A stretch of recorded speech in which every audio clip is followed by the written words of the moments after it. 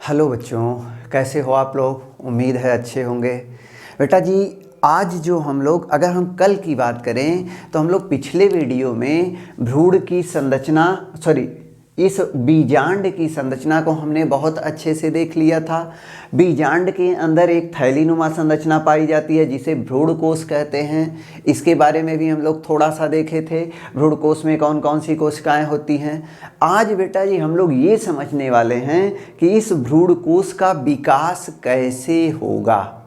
तो सबसे पहले हम लोग इसको पढ़ें, इससे पहले चलिए हम लोग शुरू करते हैं। आज हमारा जो सबसे पहला हेडिंग है उसका नाम है दीर्घ बीजाणु जनन, मेगा स्पोरोजेनेसिस। मेगा स्पोरोजेनेसिस क्या होता है? देखो बेटा जी, अगर हम बीजांड की बात करें तो ये हमने छोटा सा बीजांड बना दिया। कल ही मैंने आपको बताया था बीजांड के अंदर जो ऊतक भरा रहता है, यानी इस पूरे बीजांड के अंदर जो ऊतक भरा रहता है वो लगभग एक समान कोशिकाओं से मिलकर बना होता है।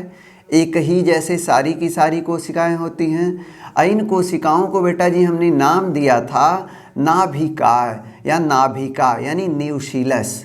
ये जो न्यूक्लियस कोशिकाएं होती हैं ये मृदूतक यानी पेरेन्काइमेटस होती हैं। एकदम पतली पतली कोशिकाओं की बनी पतली पतली कोशिका भित्ति वाली कोशिकाएं होती हैं। लेकिन जब इस बीजांड का विकास प्रारंभ होता है तो इनमें से एक कोशिका, यानी ये जो हमारे बीजांड का हैं इनमें से एक कोशिका अन्य कोशिकाओं से अलग होकर के थोड़ी सी बड़ी दिखने लगती है।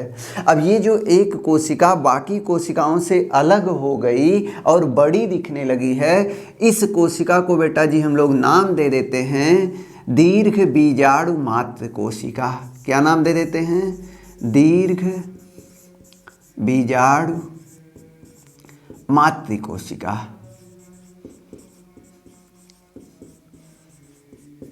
Megaspore mother cell, megaspore mother cell. Short form इसका है बेटा जी एमएमसी। एमएमसी ये इसका शॉर्ट फॉर्म है। तो हमने क्या कहा?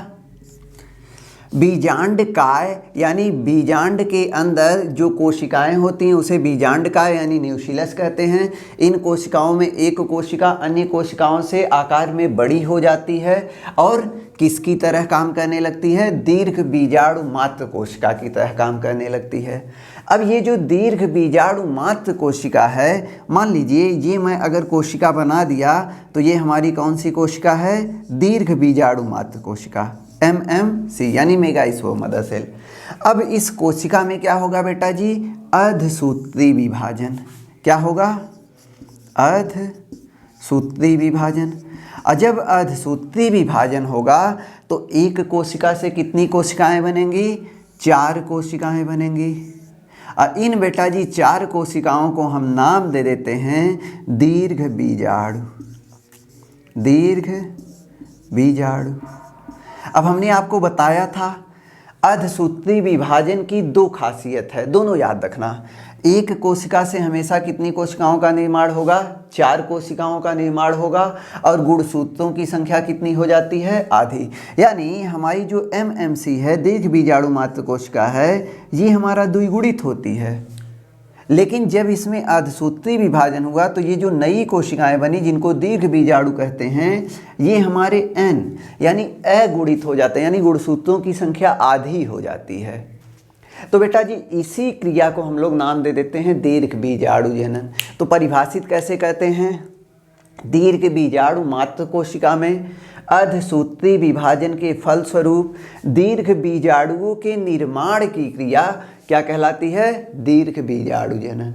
तो यानी एक दीर्घ बीजाणु मात्र कोशिका से कितने दीर्घ बीजाणु बने? 4। ये 2n था, ये n यानी अगुणित हो गया। अब इन दीर्घ बीजाणु में से 3 दीर्घ बीजाणु क्या हो जाएंगे बेटा जी? नष्ट हो जाएंगे। 3 दीर्घ बीजाणु नष्ट हो जाते हैं और एक दीर्घ बीजाणु क्या रहता है? क्रियाशील रहता है। यानी अगर इसके आगे का स्टेप अगर हम बात करें तो इन 4 दीर्घ बीजाणुओं में अधिकांश पौधों में 3 दीर्घ बीजाणु नष्ट हो जाते हैं, केवल एक दीर्घ बीजाणु क्रियाशील रहता है और यही क्रियाशील दीर्घ बीजाणु आगे चल करके भ्रूण कोश का निर्माण करता है। समझ गए होंगे।